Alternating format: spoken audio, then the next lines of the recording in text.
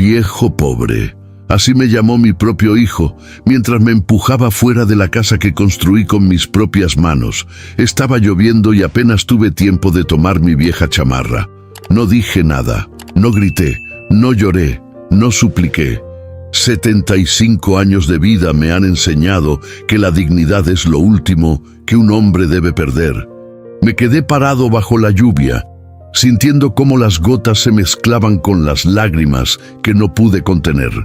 La puerta se cerró frente a mí con un golpe seco, como si estuvieran enterrando mis últimos años de vida. Pero no fue el golpe de la puerta lo que más me dolió, sino las risas que escuché desde adentro. Caminé lentamente hacia la parada del autobús, con el peso de mis años hundiéndome los hombros. No llevaba más que 50 pesos en mi bolsillo, las llaves de una caja de seguridad en el banco y una fotografía vieja de mi esposa, Consuelo, que en paz descanse. Fue entonces cuando tomé la decisión, una decisión silenciosa, como todas las importantes que he tomado en mi vida. Esa misma noche, mientras me refugiaba en un modesto hotel, hice una llamada, no a mis hijos para suplicarles que me dejaran volver, no a mis nietos para quejarme de la injusticia. Llamé a mi abogado, don Ernesto, el mismo que ha manejado mis asuntos por más de 40 años. Necesito que venga a verme mañana temprano, don Ernesto. Ha llegado el momento de hacer cambios. Nací en Oaxaca, en un pueblito tan pequeño que ni siquiera aparece en los mapas. Mi padre era campesino y mi madre vendía tortillas hechas a mano. Desde niño supe lo que era el trabajo duro. A los 12 años ya me levantaba antes del amanecer para ayudar en el campo. Y por las tardes caminaba 5 kilómetros para llegar a la escuela. La vida nunca me regaló nada. Cuando tenía 16 años, mi padre enfermó de los pulmones. No había dinero para medicinas, así que tomé la decisión de irme a la capital. Recuerdo que mi madre lloró toda la noche antes de mi partida. Me dio su bendición y un medallón de la Virgen de Guadalupe que aún conservo. «Cuídate mucho, hijito», me dijo, «y nunca olvides de dónde vienes». Llegué a Ciudad de México con una mano adelante y otra atrás. Dormí en la calle las primeras noches, hasta que conseguí trabajo como ayudante de albañil. Trabajaba desde que salía el sol hasta que se ocultaba, cargando bultos de cemento que pesaban más que yo mismo. Mis manos se llenaron de callos y mi piel se curtió bajo el sol inclemente. Pero cada quincena enviaba la mitad de mi sueldo a mi familia. Con el tiempo aprendí el oficio. De ayudante pasé a albañil y de albañil a maestro de obra. Para cuando cumplí 25 años ya dirigía pequeñas construcciones. Fue entonces cuando conocí a Consuelo, mi difunta esposa. Consuelo trabajaba como secretaria en una constructora donde yo buscaba empleo. Me enamoré de ella desde el primer momento. No era solo su belleza, sino su forma de mirarme, como si viera algo en mí que ni yo mismo conocía. Nos casamos un año después, con una pequeña ceremonia a la que solo asistieron algunos amigos y mi madre, que para entonces ya era viuda. Con Consuelo, la vida comenzó a sonreírme. Ahorramos cada peso que pudimos y, eventualmente, pude abrir mi propia compañía constructora. Los primeros años fueron difíciles. Competíamos contra empresas grandes, con conexiones políticas y mucho capital. Pero yo tenía algo que ellos no. Conocía el trabajo desde abajo. Sabía lo que era sudar la gota gorda bajo el sol y mis trabajadores me respetaban por ello. «Don Roberto», me decían, «con usted hasta el fin del mundo, porque usted sí sabe lo que es trabajar duro». Poco a poco, la empresa fue creciendo. Conseguimos contratos más grandes, contratamos más personal, compramos maquinaria. Cuando nació nuestro primer hijo, Carlos, ya éramos una empresa respetada en la ciudad. 3 años después, llegó Alberto y finalmente nuestra hija menor, Lucía. Consuelo y yo trabajábamos sin descanso para darles a nuestros hijos lo que nosotros nunca tuvimos. Buenas escuelas, ropa nueva, juguetes, Vacaciones. Quizás ese fue nuestro error. Las cosas empezaron a cambiar cuando los niños crecieron. Carlos, el mayor, siempre fue ambicioso. Desde pequeño quería más y más. Cuando terminó la universidad, insistió en que lo incorporara a la empresa como gerente. Yo accedí pensando que era hora de que la nueva generación tomara las riendas. Alberto era diferente, más callado, más sensible. Estudió medicina y se especializó en cardiología. Nunca pidió nada de la empresa, pero tampoco mostró mucho interés por su viejo padre. Se casó con Marcela, una mujer de buena familia, pero de carácter difícil. Nunca nos llevamos bien. Lucía, mi pequeña, era la luz de mis ojos. Estudió arquitectura y tenía un talento natural para el diseño. Durante unos años trabajó conmigo en la empresa, pero luego se casó y se mudó a Monterrey. Desde entonces, nuestras conversaciones se limitaban a llamadas telefónicas cada vez más esporádicas. Cuando Consuelo enfermó de cáncer hace 10 años, fue como si una parte de mí también comenzara a morir. Los médicos dijeron que no había mucho que hacer, pero yo me negué a aceptarlo. Gastamos una fortuna en tratamientos experimentales, viajes a especialistas en Estados Unidos, medicinas que no cubría el seguro. Carlos comenzó a quejarse de los gastos. «Papá, estás dejando a la empresa sin liquidez», me decía. «Tienes que ser realista, realista». ¿Cómo podía ser realista cuando la mujer que había estado a mi lado durante 40 años se estaba muriendo? Pero Carlos insistía y poco a poco comenzó a tomar más decisiones en la empresa sin consultarme. Consuelo falleció un martes por la mañana. Llovía, igual que cuando mi hijo me echó de casa. Recuerdo que sostuve su mano hasta el último momento y le prometí que siempre la amaría. Los chicos vinieron al funeral, por supuesto. Lucía lloró desconsoladamente. Alberto se mantuvo distante, como si la muerte fuera solo otra enfermedad con la que tenía que lidiar. Y Carlos pasó la mitad del tiempo hablando por teléfono sobre asuntos de la empresa. Después del funeral, me sentí perdido. La casa que habíamos compartido durante tantos años ahora me parecía vacía y fría. Carlos sugirió que me mudara con él y su familia. «Es una casa grande, papá. Estarás más acompañado».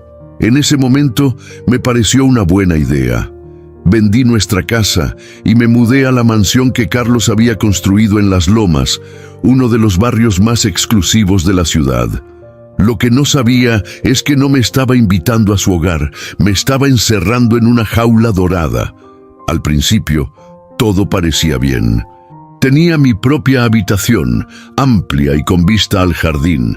Almorzábamos juntos los domingos y mis nietos, Sebastián y Daniela, venían a visitarme de vez en cuando, aunque siempre parecían más interesados en sus teléfonos que en escuchar las historias de su abuelo, pero con el tiempo las cosas empezaron a cambiar.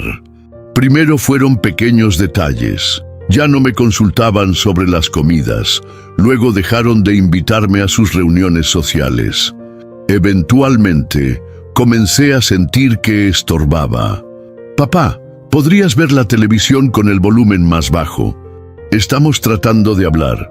«Disculpa, papá, pero esa silla donde te sientas siempre es para las visitas importantes». «Abuelo, ¿podrías no contar esas historias aburridas cuando vienen mis amigos?» El respeto se fue erosionando lentamente, como la marea que va desgastando la roca, hasta que un día me di cuenta de que ya no era el patriarca de la familia, sino un mueble viejo que nadie quería, pero que tampoco se atrevían a tirar. Un día, sin previo aviso, Carlos me pidió que firmara unos papeles. «Son solo formalidades, papá, para organizar mejor las finanzas de la empresa».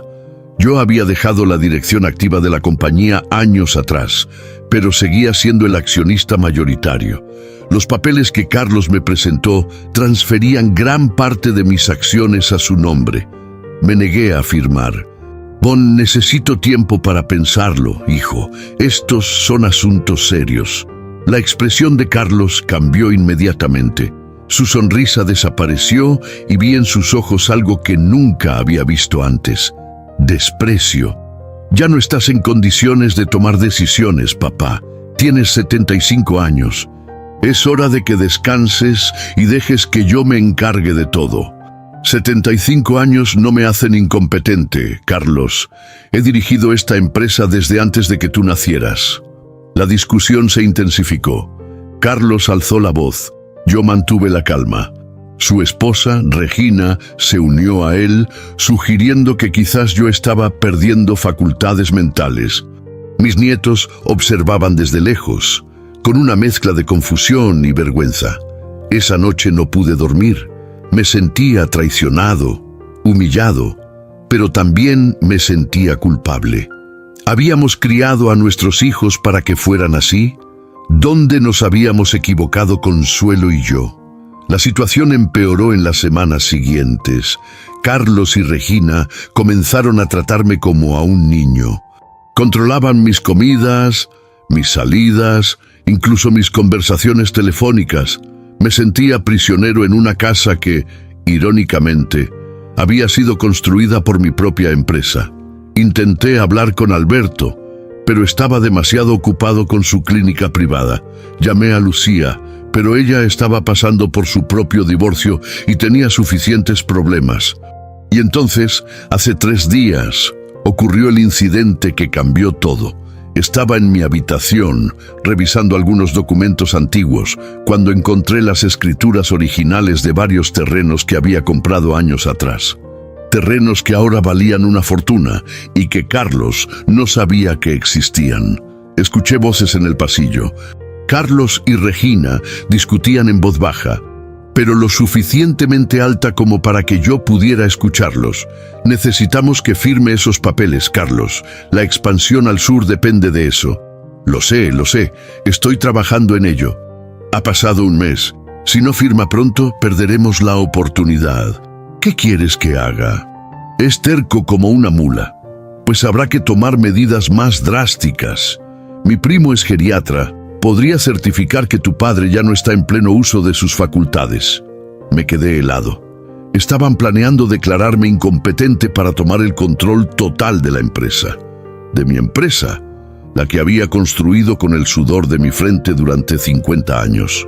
Al día siguiente, durante el desayuno, actué como si no hubiera escuchado nada. Carlos parecía nervioso. Regina evitaba mirarme a los ojos. Después de comer, le pedí a Carlos que me llevara al banco.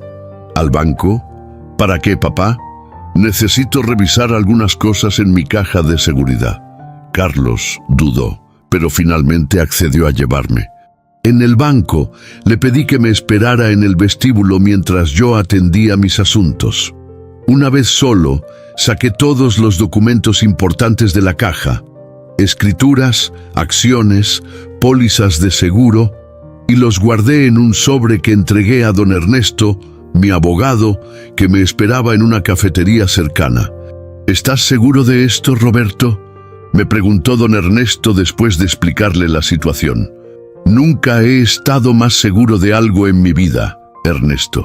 Han olvidado que todo lo que tienen, todo lo que son, se lo deben a este viejo pobre que ahora desprecian. Cuando regresamos a casa, Carlos estaba furioso porque me había demorado. ¿Qué tanto hacías ahí dentro, papá? Tengo una reunión importante en media hora. Solo ponía mis asuntos en orden, hijo, como debe hacer un hombre de mi edad. Esa noche, durante la cena, Carlos volvió a insistir con los papeles. Papá, necesitamos que firmes esto mañana sin falta. Es por el bien de la empresa, de la familia. ¿Qué pasaría si me niego, Carlos? La pregunta lo tomó por sorpresa. Miró a Regina, que le devolvió una mirada cómplice. No creo que quieras averiguarlo, papá.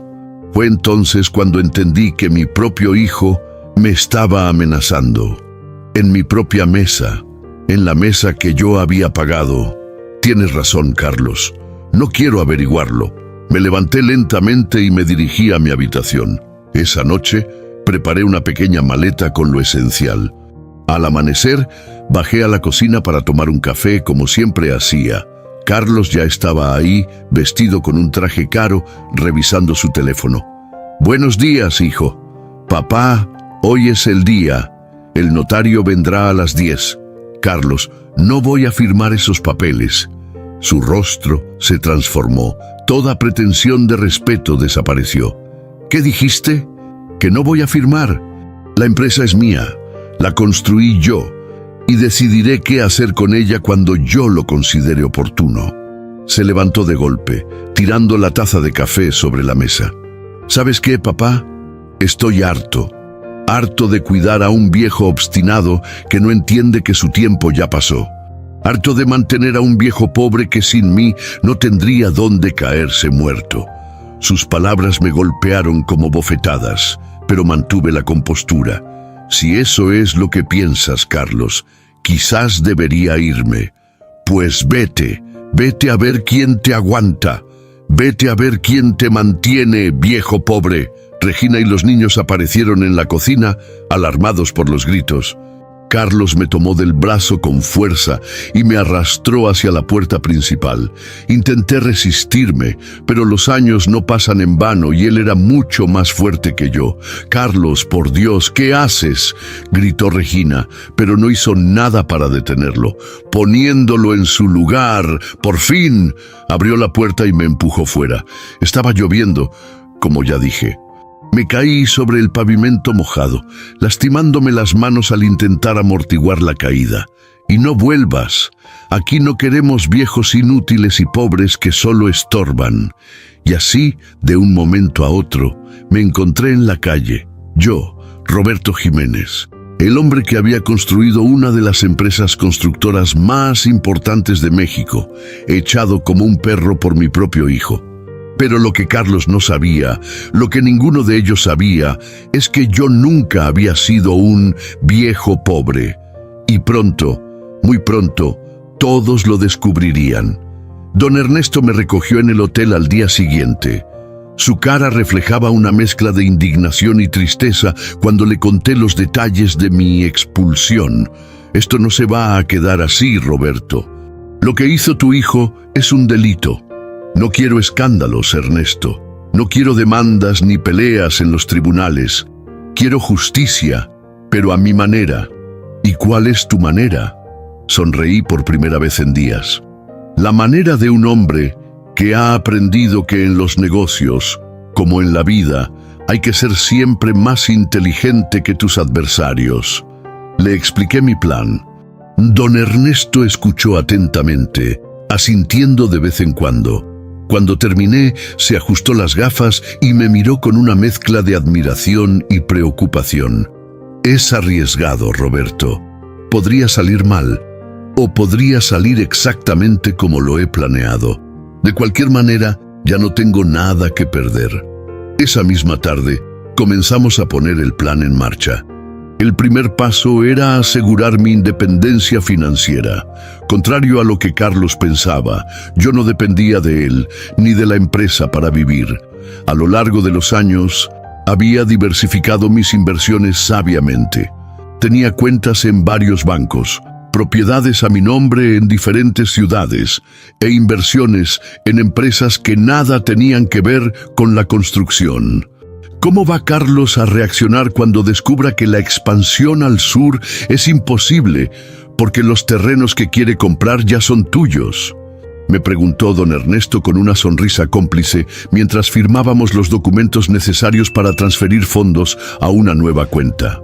Probablemente de la misma manera que cuando descubra que las acciones que tanto quería que le firmara ya no existen, porque las transferí a un fideicomiso hace años.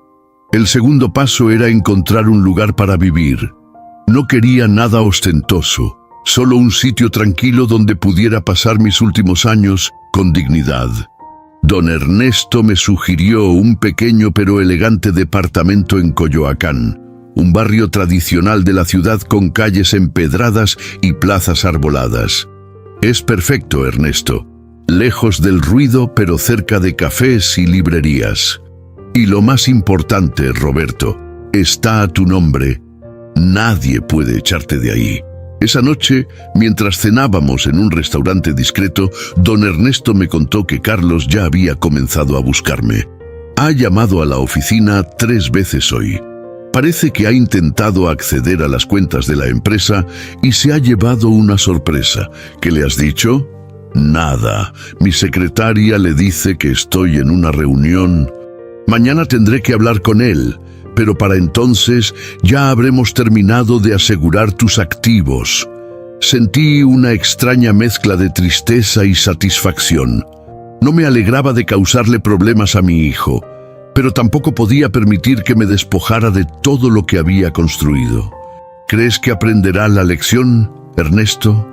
Mi viejo amigo me miró con compasión. No lo sé, Roberto.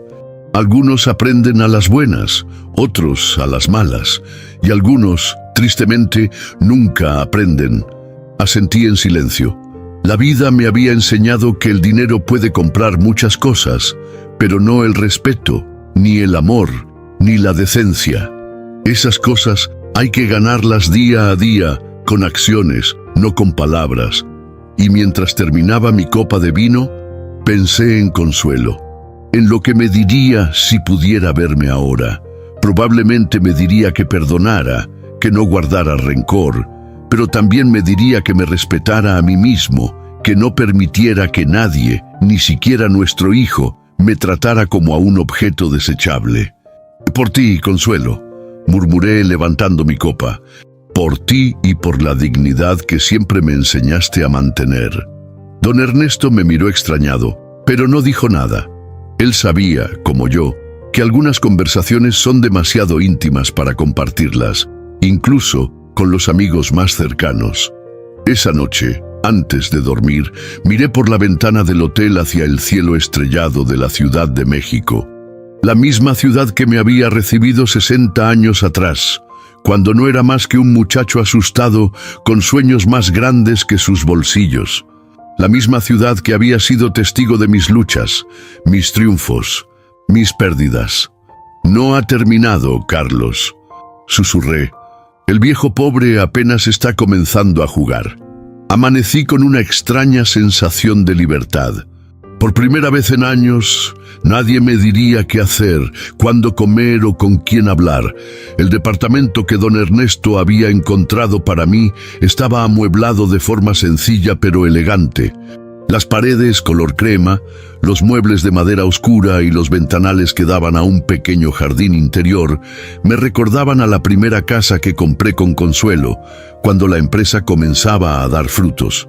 Me preparé un café como me gusta, negro, sin azúcar, y me senté en el balcón a observar el amanecer sobre Coyoacán.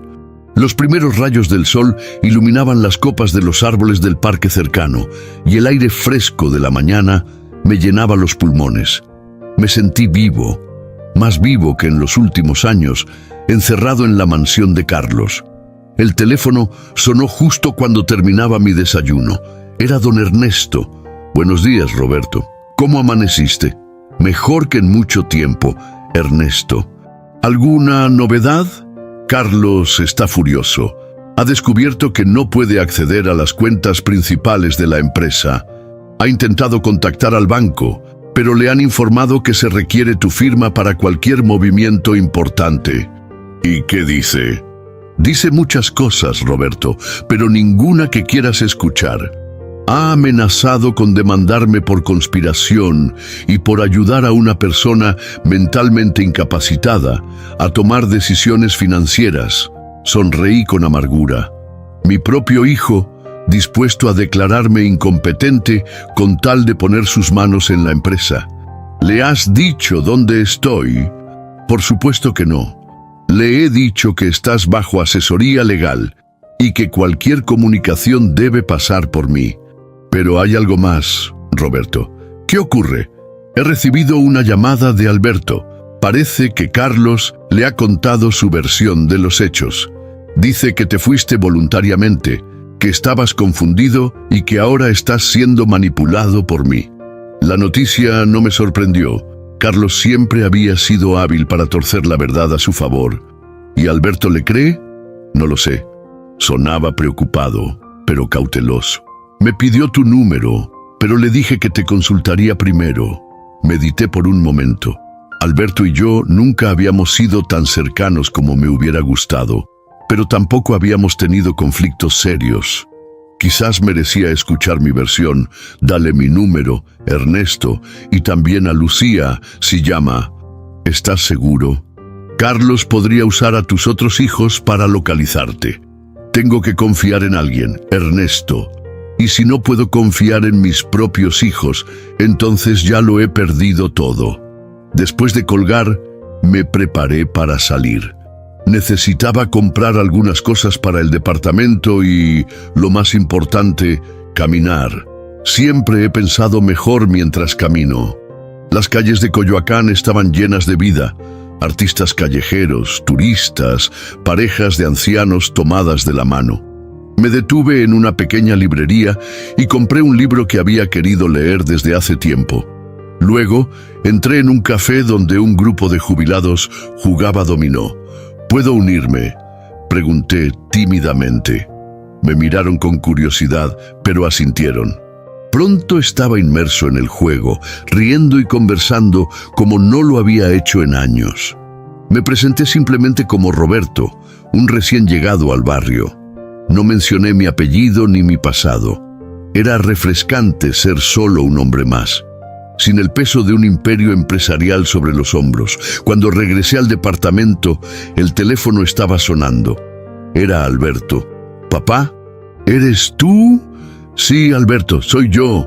Dios mío, papá, ¿dónde estás? Carlos nos dijo que te habías ido de la casa, que estabas actuando extraño. ¿Eso te dijo? ¿No te contó que me echó a la calle, que me llamó viejo pobre, que me empujó bajo la lluvia? Hubo un silencio al otro lado de la línea. No me contó eso. Dijo que habían tenido una discusión sobre la empresa y que decidiste irte. Pregúntale a tus sobrinos, Alberto. Ellos estaban allí, vieron cómo su padre me trató. Otro silencio, más largo esta vez. Papá, ¿estás bien? ¿Necesitas algo? Puedo ir a verte, donde sea que estés. Consideré la oferta. Parte de mí quería ver a Alberto, hablar cara a cara. Pero otra parte, la más cautelosa, me advertía que podría ser una trampa. Estoy bien, hijo. Tengo un lugar donde quedarme y dinero suficiente. No te preocupes por mí. Pero papá, Carlos dice que don Ernesto te está manipulando, que está tratando de quedarse con la empresa. Solté una carcajada amarga. Don Ernesto ha sido mi abogado por 40 años, Alberto. Si hubiera querido aprovecharse de mí, lo habría hecho hace mucho tiempo. No, hijo. Quien quiere quedarse con la empresa es Carlos. Y estaba dispuesto a declararme incompetente para lograrlo. Le conté toda la historia, sin omitir detalles. Le hablé de las conversaciones que había escuchado, de los papeles que Carlos quería que firmara, de cómo me habían tratado durante los últimos meses. No puedo creerlo, dijo finalmente. Carlos siempre ha sido ambicioso, pero esto es demasiado. La ambición no es mala, Alberto. Yo también fui ambicioso, pero la ambición sin principios, sin respeto, sin amor, eso no es ambición, es codicia, y la codicia lo corrompe todo. ¿Qué vas a hacer ahora, papá? Voy a hacer lo que debí hacer hace tiempo, asegurarme de que mi legado quede en buenas manos, no en las manos más ambiciosas, sino en las más dignas. Nos despedimos con la promesa de vernos pronto. No le di mi dirección, pero accedí a encontrarme con él en un lugar público en los próximos días. Apenas colgué, el teléfono volvió a sonar. Esta vez era Lucía. «Papá, por fin te encuentro. Estaba tan preocupada». Su voz se quebró y pude sentir que estaba llorando. Lucía siempre había sido la más emocional de mis hijos. «Estoy bien, mi niña, no llores». Carlos nos dijo cosas terribles, papá, que estabas confundido, que habías abandonado la casa, que estabas siendo manipulado. Ya hablé con Alberto, Lucía, le conté toda la verdad. Carlos me echó de la casa, me humilló, Me trató como a un perro viejo que ya no sirve. Lucía sollozó con más fuerza. Lo siento tanto, papá. Debí estar ahí. Debí ayudarte. No es tu culpa, hija. Tienes tu propia vida, tus propios problemas. Pero tú eres mi padre. Siempre estuviste ahí para mí y cuando me necesitaste. Escúchame, Lucía. No te culpo. A ninguno de ustedes, excepto a Carlos. Él tomó sus decisiones y ahora tendrá que vivir con las consecuencias. Hablamos durante casi una hora. Me contó sobre su divorcio, sobre cómo su marido la había engañado con su mejor amiga.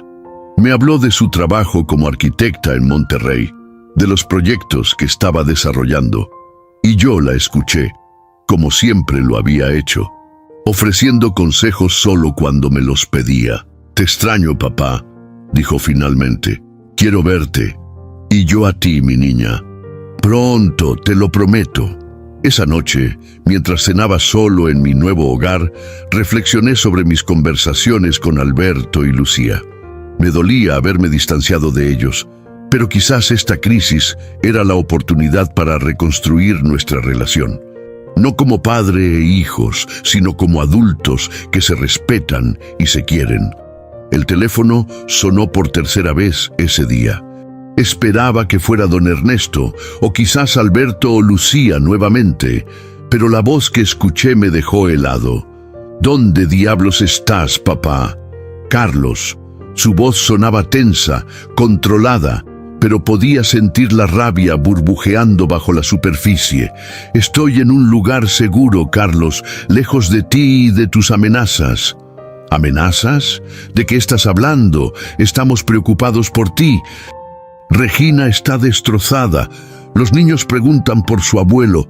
Ahórrate el teatro, Carlos. Ambos sabemos lo que pasó. Me echaste de tu casa. Me llamaste viejo pobre. Me empujaste bajo la lluvia. ¿O ya lo olvidaste? Estaba enojado, papá. Dije cosas que no sentía. Tú me provocaste, negándote a firmar los papeles que la empresa necesita para crecer. ¿Me estás culpando a mí? ¿En serio, Carlos? Mira, podemos arreglar esto. Vuelve a casa, firmamos los papeles y todo vuelve a la normalidad. ¿De acuerdo? Su descaro me dejó sin palabras por un momento. Después de todo lo que había hecho, esperaba que yo volviera mansamente a su casa, que firmara los papeles que me despojarían de mi empresa y que fingiera que nada había pasado. No voy a volver, Carlos, y no voy a firmar nada. De hecho, ya he tomado medidas para proteger mis intereses. ¿Qué medidas? ¿Qué has hecho? Pronto lo sabrás. Mientras tanto, te sugiero que busques un buen abogado. Lo vas a necesitar. ¿Me estás amenazando, papá, a mí, a tu propio hijo? No, Carlos. Solo estoy haciendo lo que debí hacer hace mucho tiempo. Defender lo que es mío. Colgué sin esperar su respuesta. Sabía que estaba furioso, pero ya no me importaba. Durante demasiado tiempo había permitido que mi amor por mis hijos nublara mi juicio. Había confundido el amor con la sumisión, el respeto con la renuncia. Eso se había acabado.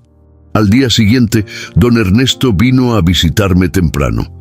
Traía consigo una carpeta llena de documentos. Todo está listo, Roberto. He seguido tus instrucciones al pie de la letra. Revisamos los papeles uno por uno. Certificados de propiedad, extractos bancarios, acciones, títulos, todo en perfecto orden, todo a mi nombre o bajo el control del fideicomiso que habíamos creado. ¿Y la empresa?, pregunté. Sigue siendo tuya, Roberto. Carlos puede ser el director ejecutivo, pero tú sigues siendo el dueño. Sin tu firma no puede hacer nada importante, no puede vender activos, no puede pedir préstamos grandes, no puede emitir nuevas acciones. ¿Y los terrenos del sur? Don Ernesto sonrió. Están a tu nombre, como siempre lo han estado. Carlos no puede comprarlos porque ya son tuyos, y sin esos terrenos, la expansión que tanto desea es imposible. Asentí, satisfecho. No me alegraba estar en esta situación, peleando con mi propio hijo por el control de la empresa que había construido para todos ellos. Pero no tenía alternativa. Si cedía ahora, Carlos no solo me despojaría de todo, sino que probablemente arruinaría la empresa con su avaricia desmedida. ¿Qué crees que hará cuando se dé cuenta?, pregunté. Intentará encontrar algún vacío legal, alguna forma de recuperar el control. Pero hemos sido minuciosos, Roberto. Todo está en regla. Lo único que podría hacer es declararme incompetente, completé la frase, como ya había planeado. Exactamente, pero para eso necesitaría el testimonio de médicos, pruebas de que no estás en pleno uso de tus facultades, y ambos sabemos que eso no es cierto. Carlos tiene amigos, Ernesto, médicos que le deben favores, jueces que podrían inclinarse a su favor. Por eso hemos tomado precauciones adicionales. Me mostró otro documento. Era un certificado médico reciente, firmado por 3 especialistas de renombre, que atestiguaba mi plena capacidad mental. Esto, junto con las grabaciones de tus conversaciones con Carlos, será suficiente para frustrar cualquier intento de declararte incompetente. ¿Grabaciones? Don Ernesto sacó una pequeña grabadora del bolsillo. Instalé una aplicación en tu teléfono ayer, con tu permiso. ¿Recuerdas? Cada llamada que recibas quedará registrada, incluida la de Carlos de anoche. Me sentí un poco incómodo. Nunca me había gustado recurrir a este tipo de tácticas, pero Carlos había llevado las cosas a un punto donde la confianza ya no era posible. ¿Es legal? En México, es legal grabar tus propias conversaciones sin informar a la otra parte, especialmente si tienes razones para creer que podrías estar siendo víctima de un delito, como la extorsión o el abuso de una persona vulnerable. Pasamos el resto de la mañana repasando el plan. Era sencillo pero efectivo, mantener el control de la empresa a distancia a través de don Ernesto, mientras evaluaba quién de mis hijos, si alguno, merecía heredarla. Alberto y Lucía quieren verme, le dije a don Ernesto. ¿Crees que es seguro? Con precauciones, sí. Sugiero un lugar público, preferiblemente uno donde tengas amigos o donde yo pueda estar cerca sin que me vean. Decidimos que me reuniría con Alberto al día siguiente, en el café donde había jugado dominó. Lucía llegaría a la ciudad el fin de semana y nos veríamos entonces. Una cosa más, Roberto, dijo don Ernesto antes de irse. Carlos ha contratado un investigador privado para encontrarte. ¿Tan desesperado está? Al parecer, sí. Ha descubierto que los terrenos del sur son tuyos y que sin ellos la expansión es imposible. Está furioso y asustado. Déjalo que busque. Esta ciudad es enorme y yo solo soy un viejo más entre tantos. Pero mientras decía esas palabras, sentí un escalofrío. Carlos no se detendría fácilmente, y aunque había tomado precauciones legales, no podía protegerme de todo. Ten cuidado, Roberto. Tu hijo ha demostrado que está dispuesto a mucho por conseguir lo que quiere. Después de que don Ernesto se fue, salí a caminar nuevamente. El aire fresco y el ejercicio siempre me habían ayudado a pensar con claridad.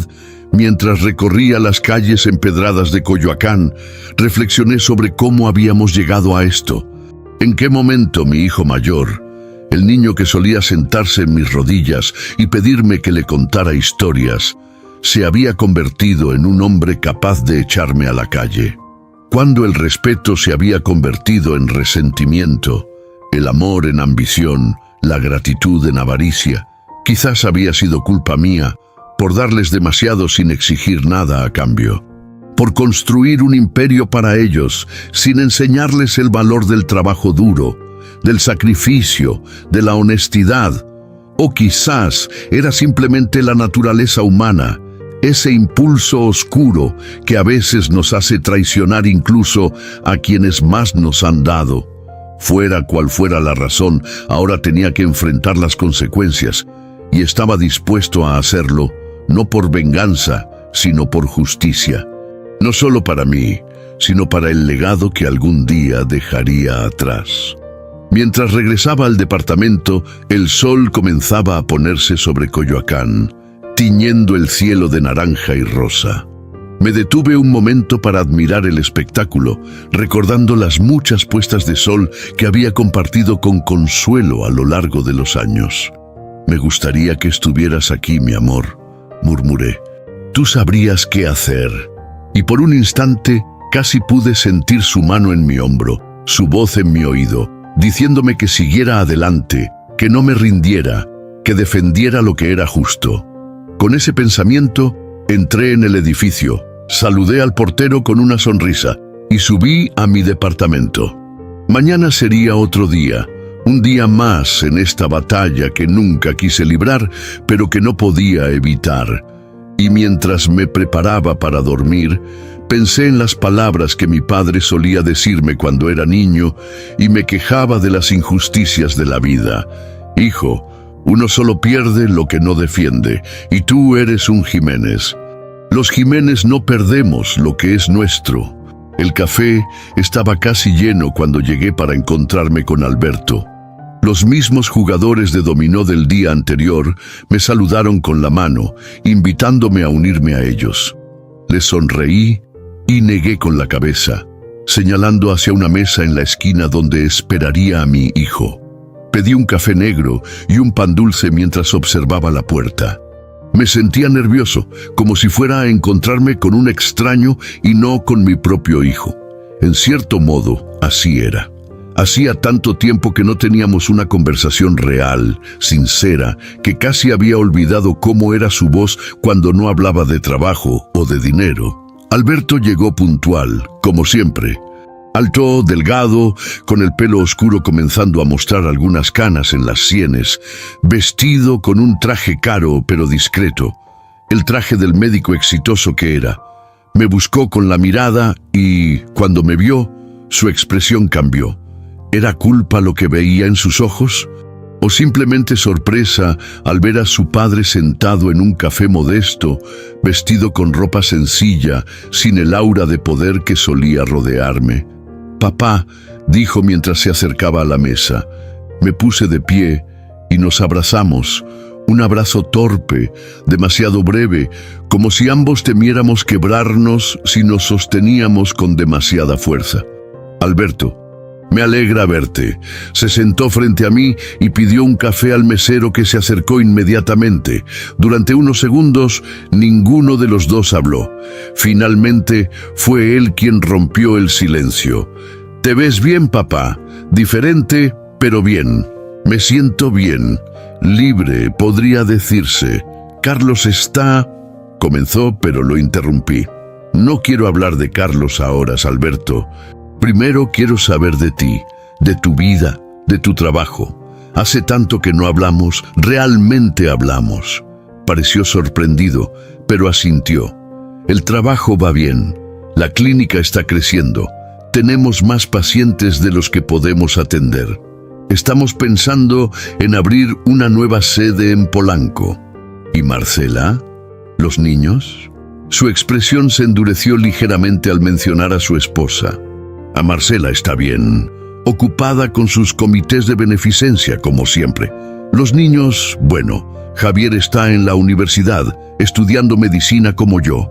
Sofía acaba de cumplir 15 años. Ya sabes cómo son las chicas a esa edad». «No lo sé, Alberto. Nunca tuve una hija de 15 años. Tuve una hija que creció demasiado rápido, que se convirtió en mujer cuando yo estaba demasiado ocupado construyendo un imperio para notarlo». Alberto me miró con sorpresa. «Papá, ¿de qué estás hablando? Fuiste un buen padre. Nos diste todo». «Les di cosas, Alberto. Casas, coches, viajes, educación. Pero no les di tiempo, no les di ejemplo. No les enseñé lo que realmente importa. Nos enseñaste a trabajar duro, a ser responsables. ¿De verdad? Mira a Carlos. ¿Ves responsabilidad en un hombre que echa a su padre a la calle por codicia? ¿Ves los valores que supuestamente les enseñé?» Alberto bajó la mirada, incómodo. Carlos siempre fue diferente, más intenso. más ambicioso. Carlos es lo que yo hice de él, Alberto, lo que todos hicimos, yo por darle poder sin responsabilidad, tu madre por consentirlo, tú y Lucía por permitirle hacer lo que quisiera sin cuestionarlo. Eso no es justo, papá. Cada uno es responsable de sus propias acciones. Tienes razón, no es justo culparte a ti o a Lucía, pero yo tengo mi parte de culpa en todo esto. Bebimos nuestro café en silencio por un momento, cada uno sumido en sus propios pensamientos. Finalmente, Alberto habló de nuevo. Carlos dice que estás saboteando la empresa, que has bloqueado las cuentas, que te niegas a firmar para la expansión. ¿Sabotear? Es mi empresa, Alberto. La construí con estas manos. Levanté mis manos envejecidas, con manchas de la edad y cicatrices de décadas trabajando. Tengo todo el derecho a decidir qué se hace con ella, pero la expansión al sur es una oportunidad única. Los terrenos son míos, Alberto. Los compré hace 20 años, cuando nadie creía que esa zona se desarrollaría. Los compré con mi dinero, no con el de la empresa. Alberto me miró con asombro. Tuyos, pero Carlos dijo que estaban negociando con un propietario testarudo que pedía demasiado. Solté una carcajada amarga. ¿Un propietario testarudo? Supongo que soy yo, y sí, estoy pidiendo demasiado. Respeto, dignidad, reconocimiento por lo que he construido. Papá, si los terrenos son tuyos, ¿por qué no simplemente los vendes a la empresa? Sería un buen negocio para ti. Lo miré directamente a los ojos. ¿Un buen negocio? ¿Eso es todo lo que te importa, Alberto? ¿El negocio? No, claro que no, pero ¿sabes por qué compré esos terrenos? No fue por inversión, fue por tu madre. Era su sueño construir un hospital allí, un hospital para niños sin recursos. Me hizo prometer que algún día lo haríamos realidad. Alberto palideció. No lo sabía. Hay muchas cosas que no sabes, hijo. Muchas cosas que ninguno de ustedes sabe, porque estaban demasiado ocupados con sus vidas para preguntar. Un silencio incómodo cayó sobre nosotros. Alberto parecía genuinamente afectado por lo que acababa de escuchar. ¿Qué vas a hacer ahora, papá? Voy a hacer lo que debí hacer hace mucho tiempo, poner mis asuntos en orden, decidir quién merece qué y asegurarme de que el legado de tu madre y el mío sea respetado. ¿Qué significa eso exactamente? Significa que voy a reescribir mi testamento, voy a redistribuir mis acciones en la empresa y voy a decidir qué hacer con los terrenos del sur. Alberto me miró con una mezcla de preocupación y curiosidad. ¿Y qué hay de Carlos? ¿De nosotros? Eso depende de ustedes, Alberto. De lo que demuestren en los próximos días, semanas, meses. Es una prueba. Nos estás poniendo a prueba. Llámalo como quieras. Yo lo llamo justicia. O quizás redención. Terminamos nuestros cafés en silencio. Cuando nos despedimos, Alberto me abrazó con más fuerza, como si temiera que fuera la última vez que nos viéramos. Te quiero, papá. A pesar de todo, te quiero. Yo también te quiero, hijo. Nunca lo dudes. Lo vi alejarse, caminando rápidamente hacia su coche lujoso estacionado en la esquina. Me pregunté qué haría ahora. ¿Iría directamente a contarle a Carlos sobre nuestra conversación? ¿O mantendría la lealtad hacia su padre? El tiempo lo diría. Estaba a punto de volver a mi departamento cuando sentí que alguien me observaba. Giré lentamente y vi a un hombre apoyado en un poste de luz al otro lado de la calle. Mediana edad, complexión fuerte, gafas oscuras. Nuestras miradas se cruzaron por un instante antes de que él desviara la suya y comenzara a caminar en dirección opuesta. El investigador de Carlos, pensé. Me había encontrado más rápido de lo que esperaba. Tendría que ser más cuidadoso a partir de ahora. Don Ernesto llegó a mi departamento esa misma tarde, visiblemente agitado. Carlos ha convocado una reunión de emergencia de la junta directiva, me informó mientras se servía un vaso de agua. Está intentando forzar una votación para emitir nuevas acciones y diluir tu participación. No puede hacer eso sin mi firma. Lo sé, pero está presionando a los otros miembros, diciéndoles que estás mental y físicamente incapacitado para tomar decisiones. Está usando tu edad y tu desaparición como prueba. Sentí que la ira crecía dentro de mí. No solo me había echado de su casa, ahora intentaba robarme públicamente, humillarme frente a personas que me habían respetado durante décadas. ¿Cuándo es la reunión? Mañana a las 10. Estaré allí. Don Ernesto me miró con alarma. ¿Estás seguro, Roberto? Podría ser peligroso. Carlos estará furioso y no sabemos hasta dónde está dispuesto a llegar. Precisamente por eso debo ir. Es hora de enfrentarlo, cara a cara, frente a todos. Es hora de que la verdad salga a la luz. Al menos, déjame preparar algunas medidas de seguridad. Podemos contratar guardaespaldas, notificar a la policía. No, Ernesto, iré solo, como siempre he hecho. Carlos puede tener dinero y poder, pero yo tengo algo que él nunca tendrá: la verdad. Y la verdad, amigo mío, es el arma más poderosa de todas. Pasamos las siguientes horas preparando mi aparición, revisamos documentos, preparamos declaraciones, anticipamos posibles escenarios. Don Ernesto, siempre meticuloso, insistió en que lleváramos un notario público para certificar todo lo que ocurriera en la reunión. ¿Has hablado con Alberto?, me preguntó mientras repasábamos los últimos detalles. Sí, nos vimos esta mañana. Y está confundido, dividido entre su lealtad hacia mí y su relación con Carlos. Le conté sobre los terrenos del sur, sobre el sueño de su madre.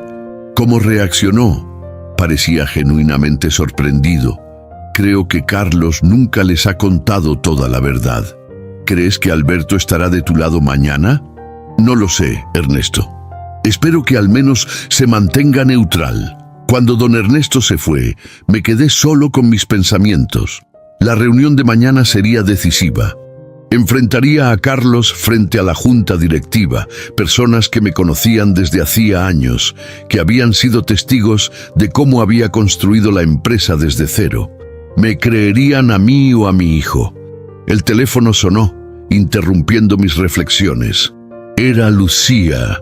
Papá, acabo de hablar con Alberto. Me contó sobre su encuentro contigo. ¿Es cierto lo de los terrenos? ¿Lo del hospital? Sí, hija. Era el sueño de tu madre. Me hizo prometerlo en su lecho de muerte. ¿Por qué nunca nos lo dijiste? Lo intenté, Lucía, muchas veces, pero ustedes estaban ocupados con sus vidas y con el tiempo dejé de intentarlo. Hubo un silencio al otro lado de la línea. Carlos va a intentar algo mañana, en la reunión de la junta, dijo finalmente. Alberto dice que está furioso, que está diciendo cosas terribles sobre ti. Lo sé, voy a estar allí. ¿Qué? No, papá, es peligroso. Carlos está fuera de control. Tengo que hacerlo, Lucía. Es mi empresa, mi legado. No voy a permitir que tu hermano lo destruya por codicia. Entonces, iré contigo.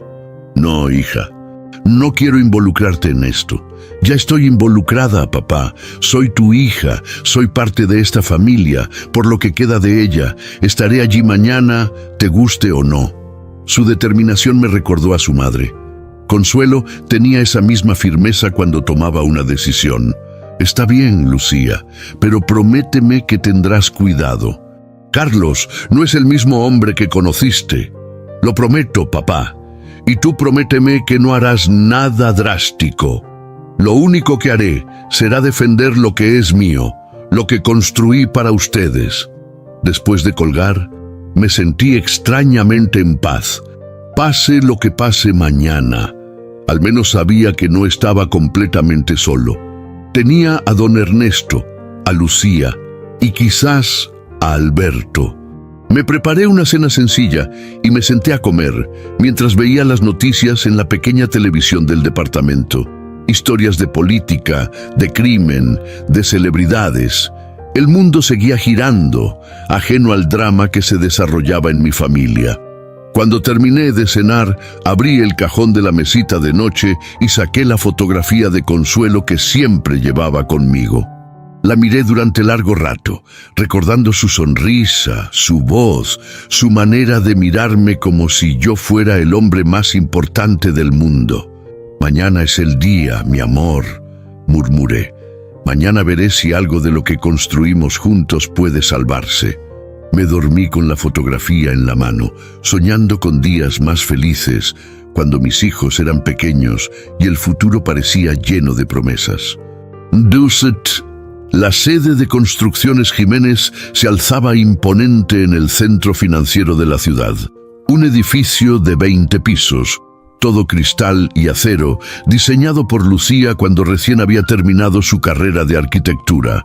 Era mi regalo para ella, mi forma de decirle lo orgulloso que estaba de sus logros. Me detuve frente al edificio, observándolo como si fuera la primera vez. ¿Cuántas veces había entrado por esas puertas sin apreciar realmente lo que representaba? ¿Cuántas veces había subido a mi oficina en el último piso sin reflexionar sobre el camino recorrido desde aquel muchacho oaxaqueño que llegó a la ciudad sin nada? Don Ernesto me esperaba en la entrada, acompañado por un hombre mayor que supuse sería el notario. A su lado, para mi sorpresa, estaba Lucía. «¿Llegaste antes?», le dije mientras nos abrazábamos. No podía dormir. He estado aquí desde las 8, hablando con algunos miembros de la Junta antes de que llegara Carlos. ¿Y? Están confundidos, papá. Carlos les ha dicho que estás enfermo, que ya no estás en condiciones de tomar decisiones, pero muchos te conocen desde hace décadas. No están convencidos. Entramos al edificio juntos.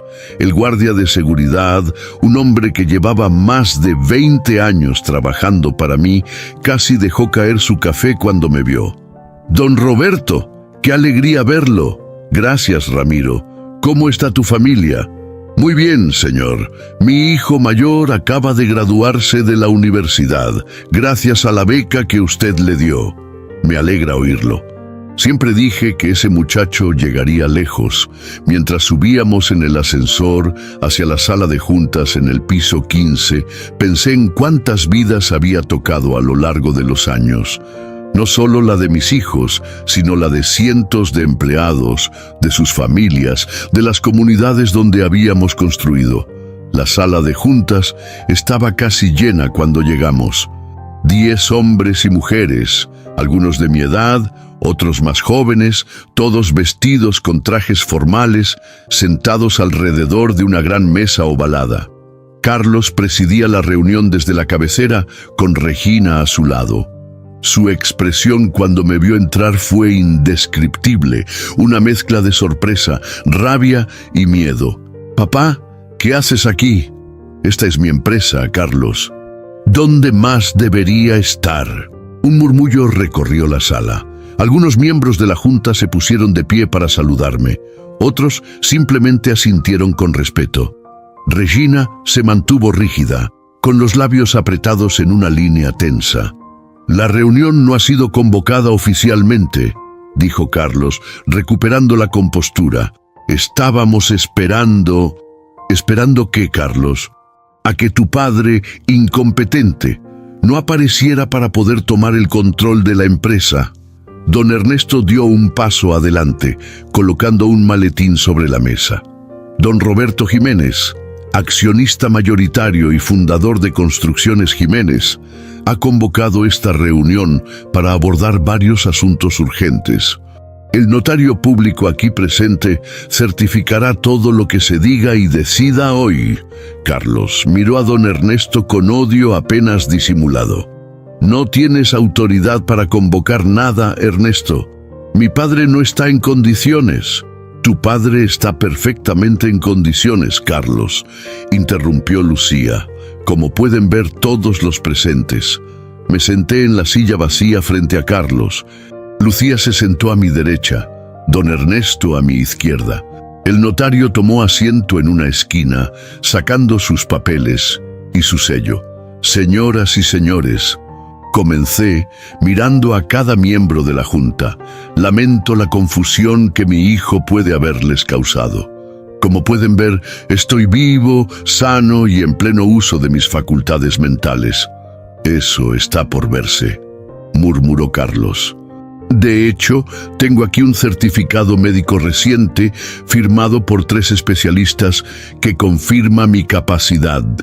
Don Ernesto sacó el documento de su maletín y lo pasó alrededor de la mesa.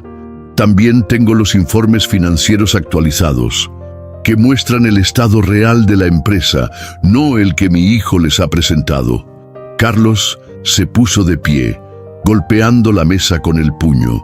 Esto es ridículo, una farsa. Mi padre desapareció hace días, después de un episodio confuso en casa. Ha estado escondido, manipulado por este abogado que solo busca su propio beneficio. ¿Un episodio confuso, Carlos? Así llamas a echarme de tu casa bajo la lluvia, a llamarme viejo pobre, a amenazarme con declararme incompetente si no te firmaba la empresa. Otro murmullo, más intenso esta vez, recorrió la sala.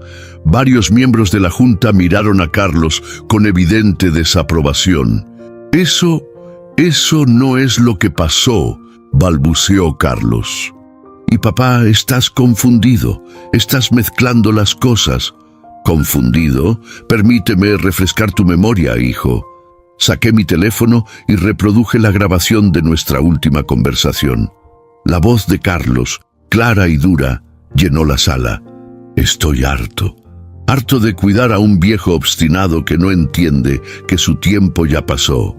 Harto de mantener a un viejo pobre que sin mí no tendría dónde caerse muerto. Un silencio sepulcral cayó sobre la sala. Regina cerró los ojos, como si no pudiera soportar escuchar las palabras de su marido. Algunos miembros de la Junta bajaron la mirada, incómodos. Otros me miraron con evidente simpatía. Carlos, dijo finalmente don Miguel, el miembro más antiguo de la Junta. ¿Es cierto lo que acabamos de escuchar? Carlos miró a su alrededor buscando apoyo, pero solo encontró rostros hostiles o avergonzados. Estaba enojado. Don Miguel, dije cosas que no sentía. Mi padre se negaba a firmar unos documentos importantes para la empresa, para todos nosotros. ¿Qué documentos?, preguntó doña Laura, otra veterana de la Junta. Los de la expansión al sur. Una oportunidad única que podría duplicar nuestro valor. ¿Te refieres a los terrenos que son propiedad de tu padre?, intervino don Ernesto, sacando otro documento de su maletín. Estos terrenos que compró con su dinero personal hace 20 años, con la intención de construir un hospital para niños sin recursos, como era el sueño de su difunta esposa. Carlos palideció. Claramente no esperaba que ese detalle saliera a la luz. Yo no sabía lo del hospital. Hay muchas cosas que no sabes, Carlos, dije, manteniendo mi voz firme pero tranquila. Que has elegido ignorar, como el hecho de que esta empresa no es solo un negocio para mí, es mi vida, mi legado, lo que quiero dejar a mis hijos y a mis nietos, no para que se hagan ricos, sino para que continúen ayudando a la comunidad, creando empleos, construyendo el futuro. Me puse de pie lentamente, apoyándome en la mesa. He venido hoy no solo para defenderme de las acusaciones falsas de mi hijo, sino para anunciar algunas decisiones que he tomado. Decisiones que afectarán el futuro de Construcciones Jiménez. Todos en la sala me miraban expectantes, incluso Carlos, que parecía haber perdido toda su arrogancia. Y primero, seguiré siendo el accionista mayoritario de la empresa, pero delegaré parte de mis responsabilidades ejecutivas. No en una sola persona, sino en un comité formado por miembros de esta Junta que hayan demostrado integridad y compromiso a lo largo de los años. Miré a don Miguel, a doña Laura, a otros veteranos que habían estado conmigo desde el principio. Segundo, Los terrenos del sur no se utilizarán para una expansión comercial. Se donará una parte para la construcción del Hospital Infantil Consuelo Jiménez y el resto se destinará a viviendas sociales para familias trabajadoras. Carlos abrió la boca para protestar, pero una mirada de Regina lo detuvo. Tercero y último. He modificado mi testamento. Mis acciones en la empresa no se distribuirán automáticamente entre mis hijos. Se establecerá un fideicomiso que determinará, basándose en criterios de integridad, compromiso y respeto a mis valores, quién merece heredar qué parte. Miré directamente a Carlos mientras decía estas palabras. Su rostro había perdido todo color. En otras palabras, mis queridos directores, el futuro de Construcciones Jiménez dependerá no de la sangre o del apellido, sino del carácter y de las acciones, como siempre debió ser. Me senté de nuevo, sintiendo un extraño alivio. Por primera vez en mucho tiempo, sentía que había hecho lo correcto.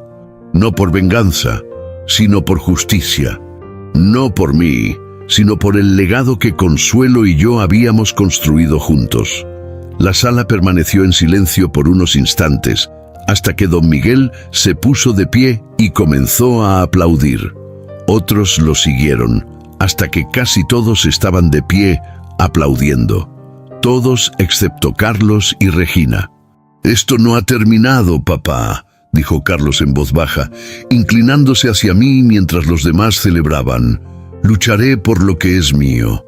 Lo miré a los ojos, esos ojos tan parecidos a los míos, pero llenos de una ambición que nunca entendería. «Nada es tuyo, Carlos. Todo lo que tienes lo recibiste. Y todo lo que has recibido puede ser retirado». Se levantó bruscamente y salió de la sala, seguido por Regina. Nadie intentó detenerlos. Lucía me tomó la mano y la apretó suavemente. «Estoy orgullosa de ti, papá».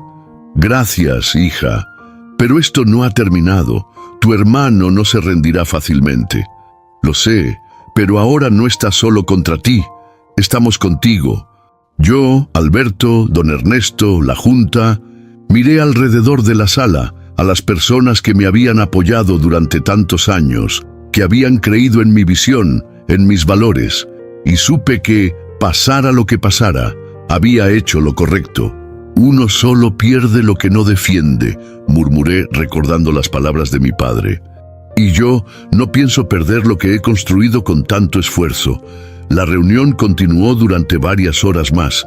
Revisamos informes, discutimos estrategias, planificamos el futuro. Me sentí vivo de nuevo, útil, respetado. No como el viejo pobre que Carlos había querido ver en mí, sino como el empresario, el constructor, el visionario que siempre había sido. Cuando finalmente salimos del edificio, ya estaba anocheciendo. Lucía se ofreció a llevarme a mi departamento, pero le dije que prefería caminar un poco. «Necesito pensar, hija. Ha sido un día intenso. ¿Estás seguro, papá? Carlos podría...» «Carlos no hará nada esta noche. Está lamiendo sus heridas, planeando su próximo movimiento. Y yo necesito estar preparado». Nos despedimos con un abrazo y comencé a caminar por las calles iluminadas del centro financiero. Los edificios que mi empresa había construido se alzaban a mi alrededor, testigos silenciosos de décadas de trabajo, de sueños, de sacrificios. No me arrepentía de nada de lo que había hecho hoy. Solo lamentaba haber tardado tanto en hacerlo.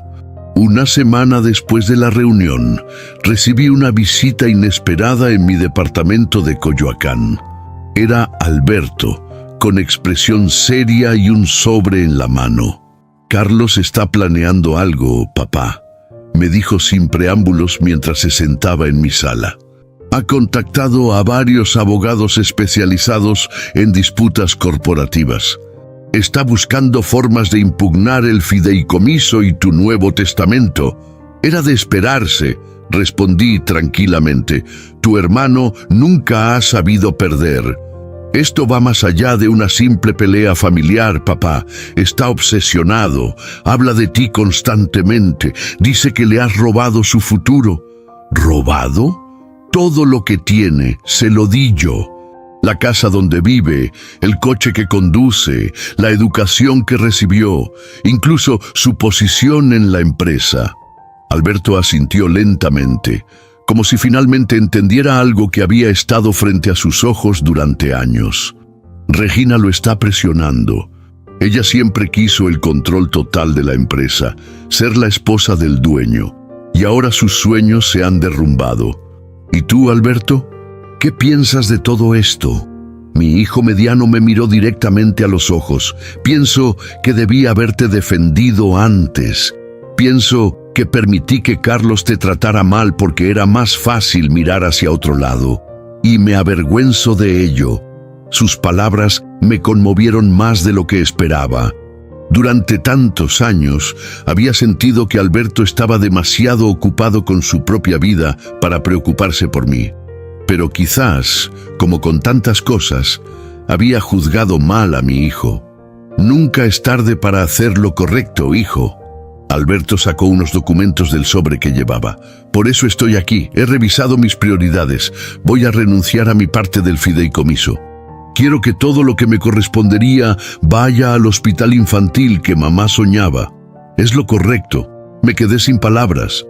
De todos los escenarios que había imaginado, este era el más inesperado. Alberto, no tienes que hacerlo. Ese dinero podría asegurar el futuro de tus hijos, de tus nietos. Mis hijos están bien, papá. Tengo mi clínica, mi carrera. No necesito más. Y lo que realmente quiero dejarles no es dinero, sino valores, los mismos que tú nos enseñaste y que, en algún momento, olvidamos. En ese momento, sonó el timbre. Lucía había llegado con los planos preliminares para el Hospital Infantil Consuelo Jiménez.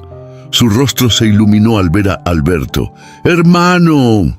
No sabía que estarías aquí. Se abrazaron con genuino afecto, como no lo habían hecho en años. Lucía me miró por encima del hombro de Alberto y me guiñó un ojo, como diciéndome, ¿ves? Las cosas están mejorando. Pasamos la tarde revisando los planos, discutiendo ideas, recordando a Consuelo y su pasión por ayudar a los demás. Por primera vez en mucho tiempo, sentí que estábamos realmente unidos como familia. No toda la familia, claro. Carlos seguía ausente, atrincherado en su rabia y su ambición. ¿Crees que Carlos volverá algún día?, preguntó Lucía mientras cenábamos. ¿Qué entenderá? No lo sé, hija. Algunos aprenden la lección rápido, otros tardan más. Algunos, tristemente, nunca aprenden. Y si nunca cambia, insistió, entonces será su elección, su pérdida. Pero nosotros seguiremos adelante, construyendo algo que valga la pena. Esa noche, después de que mis hijos se fueron, me senté en el balcón con una copa de vino, contemplando las estrellas.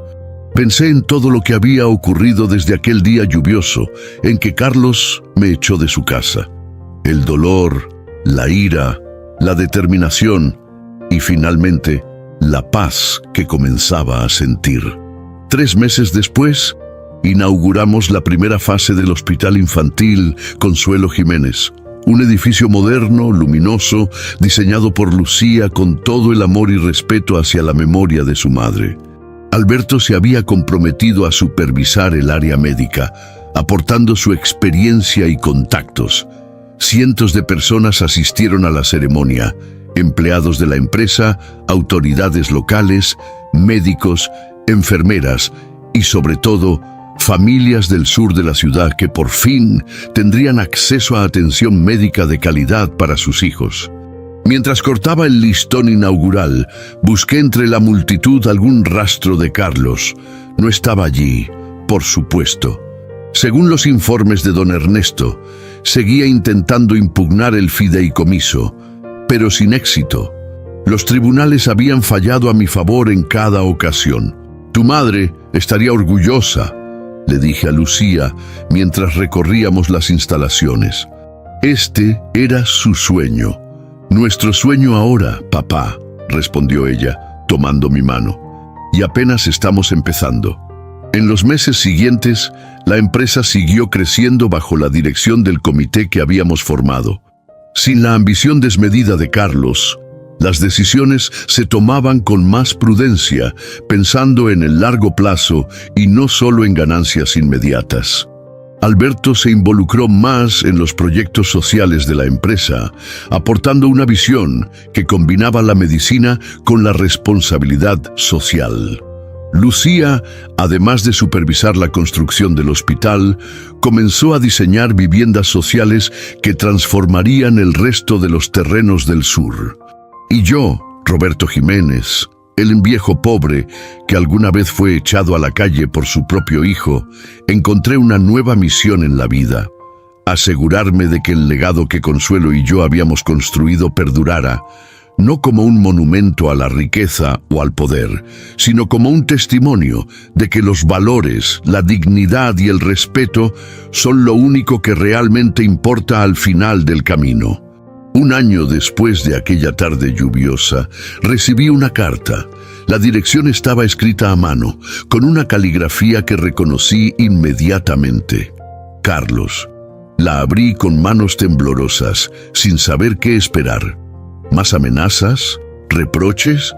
O quizás, aunque pareciera imposible, algún indicio de arrepentimiento. Papá, comenzaba la carta, no sé si algún día leerás esto, o si querrás hacerlo. No sé si merezco siquiera que me escuches después de todo lo que he hecho, pero necesito decirte que lo siento. Siento haberte tratado como lo hice. Siento haberte echado de mi casa. Siento haberte llamado viejo pobre cuando eres el hombre más rico que conozco. No en dinero, sino en dignidad, en respeto, en valores. Regina y yo nos hemos separado. Ha sido un año difícil, de reflexión, de enfrentar mis propios demonios. He entendido, demasiado tarde quizás, que lo que realmente importa no es el dinero ni el poder, sino la familia, el amor, el respeto. No te pido que me perdones. No te pido que me devuelvas lo que perdí por mi propia avaricia. Solo te pido la oportunidad de verte, de abrazarte una vez más, de decirte en persona lo que con tanta dificultad estoy escribiendo en esta carta. Tu hijo, que nunca dejó de quererte, aunque no supo demostrarlo, Carlos. Las lágrimas rodaban por mis mejillas mientras releía la carta una y otra vez. ¿Era sincero? ¿O era solo otra estrategia para recuperar lo que había perdido? Mi corazón quería creer lo primero. Mi experiencia me advertía sobre lo segundo. Tomé el teléfono y marqué el número de Alberto. Hijo, Carlos me ha escrito. Dice que quiere verme. ¿Qué vas a hacer, papá? Lo que siempre he hecho, dar una oportunidad más. Porque al final, uno solo pierde lo que no defiende. Y yo nunca dejé de defender mi amor por mis hijos, por todos mis hijos. Mientras colgaba, miré la fotografía de Consuelo que siempre tenía sobre la mesa. Casi podía escucharla decirme: haz lo correcto, Roberto, como siempre lo has hecho. Y eso haría, no por debilidad, sino por fortaleza, no por olvido, sino por perdón. Porque a mis 76 años había aprendido que la verdadera riqueza no está en las cuentas bancarias ni en los edificios construidos, sino en la capacidad de mantener la dignidad ante la adversidad y de ofrecer una mano a quien una vez te la negó. Porque yo nunca fui ni seré un viejo pobre. Soy Roberto Jiménez, un hombre que construyó un imperio con sus manos, que perdió el respeto de su hijo y lo recuperó con dignidad, y que ahora está listo para cerrar el círculo, perdonando sin olvidar, avanzando sin rencores. Y si algo me enseñó la vida, es que nunca es tarde para reconstruir lo que se ha roto, especialmente cuando se trata de los lazos que nos unen a aquellos que, a pesar de todo, seguimos amando.